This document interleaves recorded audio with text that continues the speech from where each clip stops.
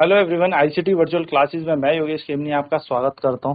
तो जैसा कि आप जानते हैं, हम लोगों ने अपनी लास्ट क्लास में न्यूमेरिकल किए थे रेजिस्टेंस को बढ़ाने पर, यानी कि जब हम तार को खींच देते हैं या तार की लेंथ बढ़ा देते हैं, तो लेंथ जब इंक्रीज करेंगे यानी कि जब हम स्ट्रेच करेंगे किसी वायर को, तो किस तरीके से हमारा जो प्रतिरोध है वो परिवर्तित होता है ना। ये हमने देख लिया था। चलिए, तो इसी पे क्वेश्चन करते हैं, फिर आगे हम रजिस्टिविटी पर थोड़ी सी चर्चा करेंगे। हालांकि हमने रेजिस्टिविटी बता भी दिया कि रेजिस्टिविटी क्या होती है। एक मेटेरियलिस्टिक प्रॉपर्टी है, मटेरियल डिपेंडेंट प्रॉपर्टी है, जो किसी लंबाई को बढ़ाने या घटाने पर निर्भर नहीं करती। वो सिर्फ मटेरियल यानी कि पदार्थ बदलने पर निर्भर करती है या फिर टेम्परेचर को बदलने पर ही निर्भर करेगी। ठीक है, तो एक क्वेश्चन है, a wire of resistance 10 ohm is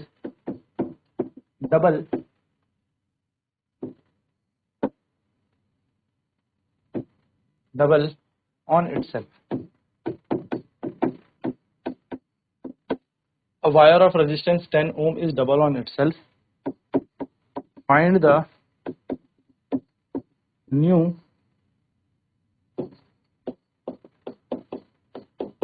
resistance of the wire. क्या कह रहा है, एक वायर है जिसका रेजिस्टेंस 10 ओम है, वो डबल हो गई अपने ऊपर। Find the new resistance of the wire. ठीक है, यानी कि एक तार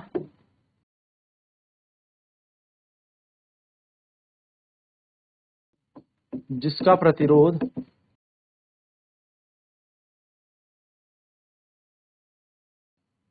10 ओम है, 10 ओम है, उसे T के ऊपर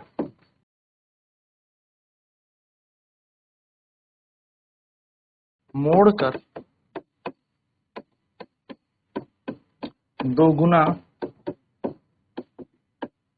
करा जाता है। इस तार का नया प्रतिरोध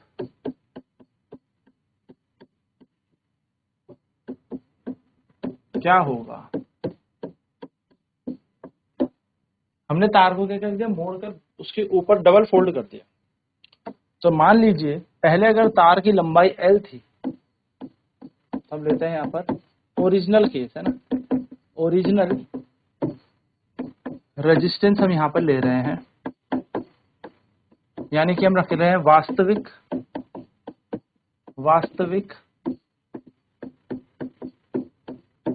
प्रतिरोध, वास्तविक प्रतिरोध R। ये वास्तविक प्रतिरोध ले लिया हमने, तो वास्तविक प्रतिरोध R हमें कितना दिया है, 10 ओम दिया है। ठीक है, 10 ओम क्या दिया है, ओरिजिनल रेजिस्टेंस दिया है, वास्तविक प्रतिरोध दिया है। हमने ओरिजिनल लंबाई, ओरिजिनल लेंथ यानी कि वास्तविक लंबाई L मान ली, और ओरिजिनल एरिया यानी कि वास्तविक क्षेत्रफल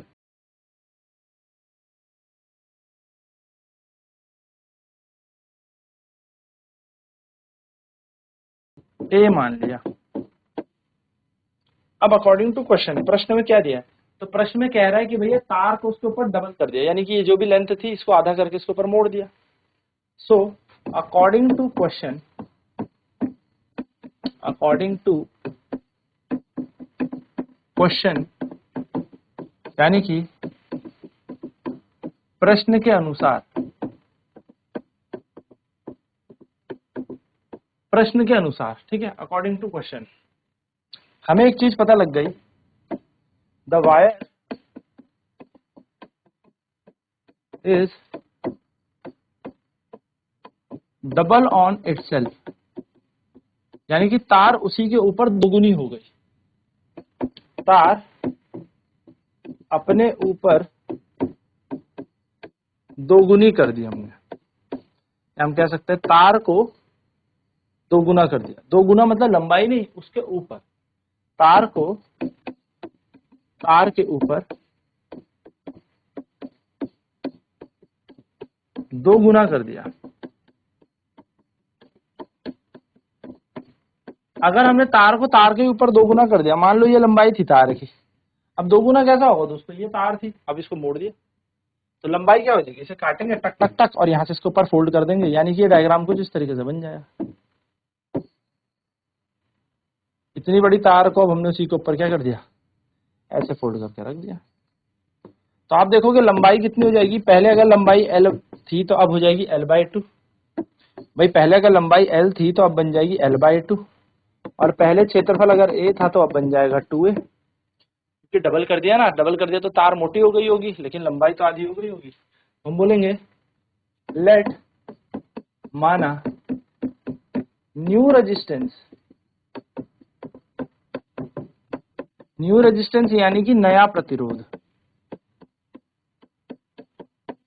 तो नया प्रतिरोध R' मान लो, जिसका मान हमें निकालना है, नया प्रतिरोध निकालना है। न्यू लेंथ नई लंबाई हो जाएगी हमारी L' कितनी हो गई भाई, अब अभी हमने देखा L/2 हो जाएगी क्योंकि खिंच गई ना, मुड़ के अपने ऊपर मोड़ दी। और न्यू एरिया कितना हो गया, न्यू एरिया यानी कि नया काट क्षेत्रफल,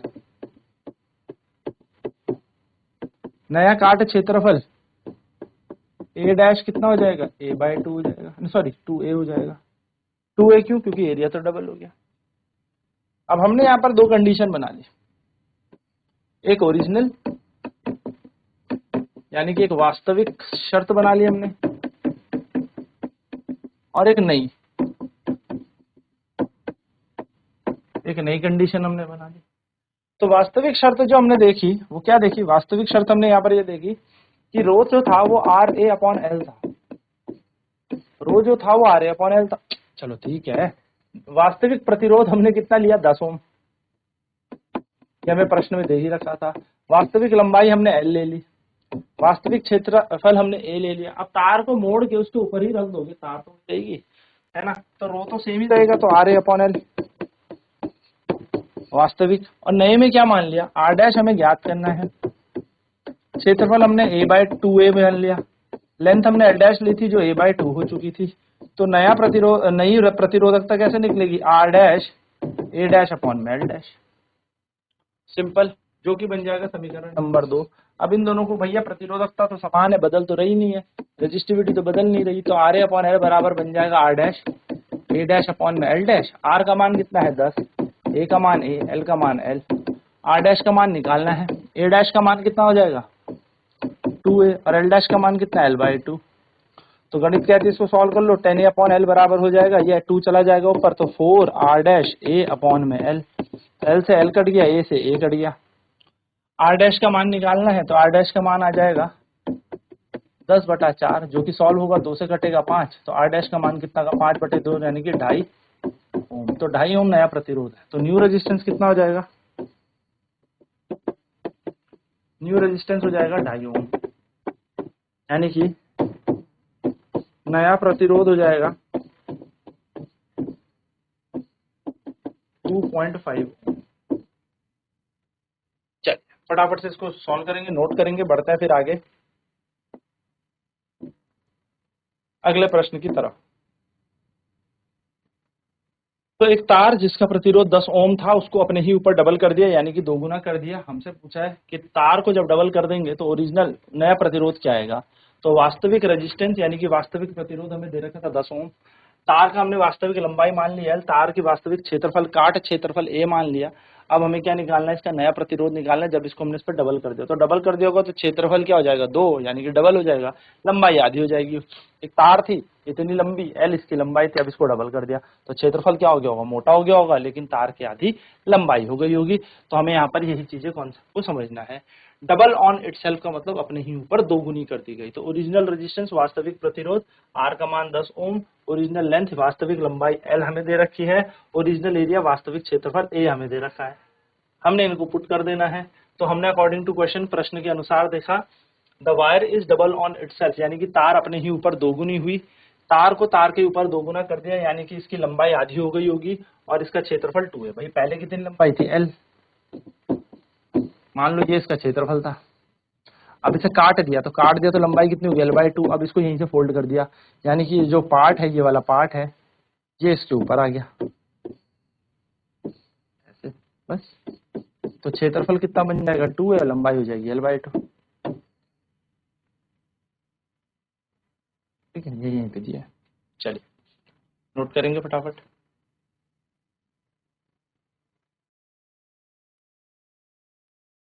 तो अकॉर्डिंग टू क्वेश्चन, यानी कि प्रश्न के अनुसार हमने देखा, तो नया प्रतिरोध हमने R डैश है जिसका मान निकालना है, नई लंबाई है L डैश जिसका मान हो गया L/2, नया क्षेत्रफल या काट क्षेत्रफल हो गया 2 है क्योंकि डबल हो गई है। ठीक है, और डबल होने के बाद ओरिजिनल और न्यू हमने बना लिया। तो ओरिजिनल लेंथ हमारे पास कितनी है, L, ओरिजिनल एरिया कितना है, A, और ओरिजिनल रेजिस्टेंस हमें दे रखा है 10।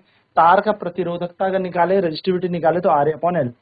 न्यू अगर नया तरीका देखेंगे तो R डैश हमारा क्या बन जाएगा, R डैश बन जाएगा हमारा नया रेजिस्टेंस, A डैश बन जाएगा 2 है, यानी कि नया एरिया, और L डैश है A/2 यानी कि नया क्षेत्रफल, सॉरी L/2 होगा, A/2 नहीं L/2, क्योंकि नई लेंथ हो गई ना, लेंथ आधी हो जाएगी, एरिया डबल हो जाएगा। तो रेजिस्टिविटी बनेगी R dash A dash upon L dash, क्योंकि दोनों की दोनों तारें तो समान रहेगी, काट भी दोगे तो तार ऐसा तो है नहीं कि सोने की तार कॉपर बन जाएगी, है ना। तो RA/L equal to R dash A dash upon L dash, 10 A/L बराबर R dash 2A/L2 L/2। Solve करेंगे, आंसर आ जाएगा 2.5 ओम। तो नया रेजिस्टेंस आ जाएगा 2.5 ओम का। तो हमने यहाँ पर क्या देखा, हमने यहाँ पर ये देखा कि अगर तार को 2 गुना कर दोगे उसके ऊपर तो क्या मिल जाएगा हमें, एरिया डबल हो जाता है और तार की लंबाई आधी। अब रजिस्टिविटी की बात करें, अगर हम थोड़ा सा प्रतिरोधकता को देखें, तो हमने देखा प्रतिरोधकता जो है वो मटेरियल डिपेंडेंट है।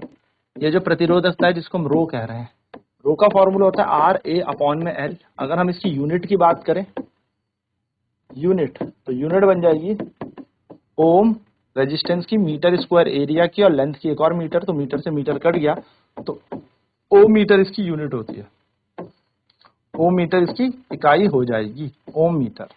ठीक है, ओम मीटर इसकी यूनिट हो जाएगी।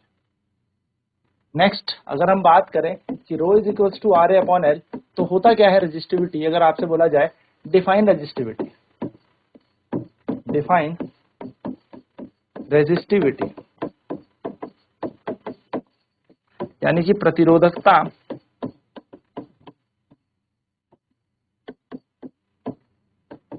को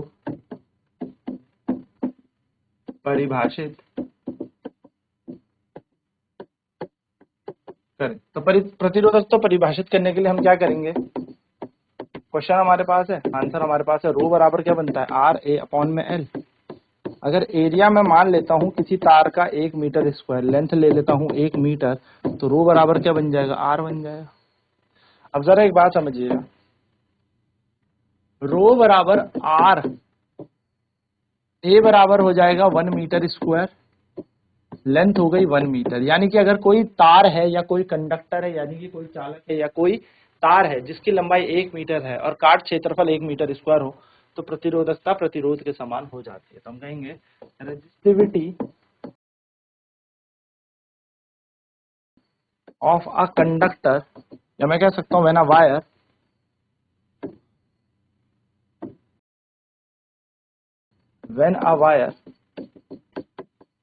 of unit cross sectional area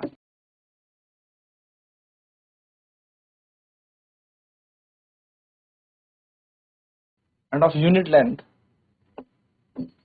and of unit length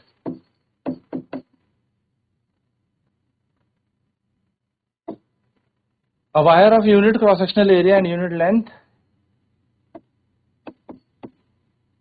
थोड़ा सा और डिपेंड करे, when a wire have have when a wire have unit cross sectional area and unit length, then its resistivity is equal to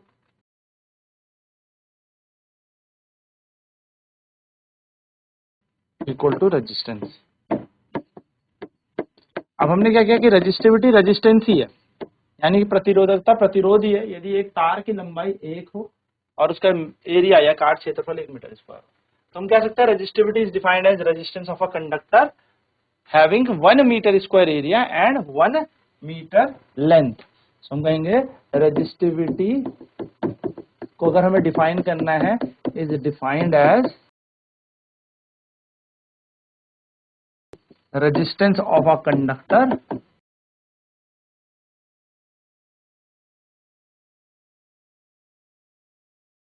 of area of cross section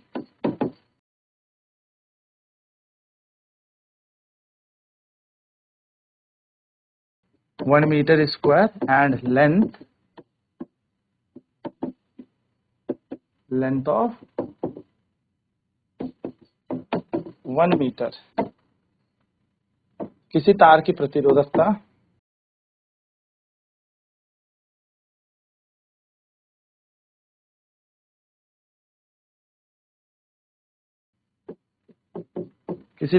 प्रतिरोधकता उसके प्रतिरोध के समान होती है यदि उस तार का क्षेत्रफल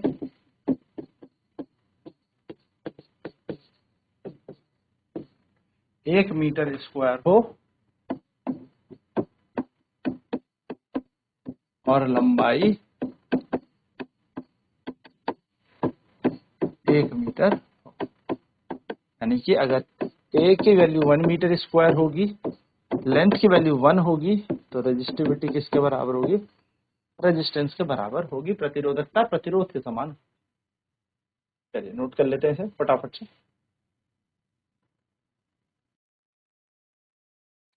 तो जैसा कि मैंने आपसे कहा कि रेजिस्टेंस लेंथ बढ़ाने पर, घटाने पर, एरिया घटाने पर या बढ़ाने पर, प्रतिरोध बढ़ता या घटता है। वहीं पर बात करें लंबाई बढ़ाने पर या घटाने पर, क्षेत्रफल घटाने या बढ़ाने पर, जो रेजिस्टिविटी होती है वो सेम रहती है, वो चेंज नहीं होती, वो समान रहती है। और ये कब तक समान रहेगी? जब तक आप मटेरियल चेंज ना कर दे, जब तक आप मटेरियल चेंज ना कर दे। ठीक है, तो ये मटेरियलिस्टिक प्रॉपर्टी है। जब तक मटेरियल सेम है, टेम्परेचर सेम है,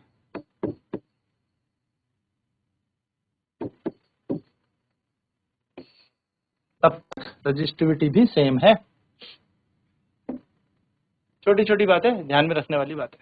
ठीक है, लास्ट है टेम्परेचर की बात कर लेते हैं। लास्ट है टेम्परेचर, फैक्टर अफेक्टिंग रेजिस्टेंस में चौथा था टेम्परेचर यानी कि तापमान। तो अगर मैं क्योंकि कंडक्टर यानी कि चालकों पे बात करता हूं, मेटल्स की बात करता हूं, कंडक्टर्स यानी कि चालक। चालक क्या होते हैं? अच्छे चालक धारा का प्रवाह कराते हैं, यानी कि good conductors can flow current easily. तो कंडक्टर में क्या होगा? ऑन इंक्रीजिंग टेम्परेचर, याद रखिएगा ये बात, सीधे ऑब्जेक्टिव टाइप क्वेश्चन में पूछ लेगा। On increasing temperature the resistance of conductor increases, यानी कि तापमान बढ़ाने पर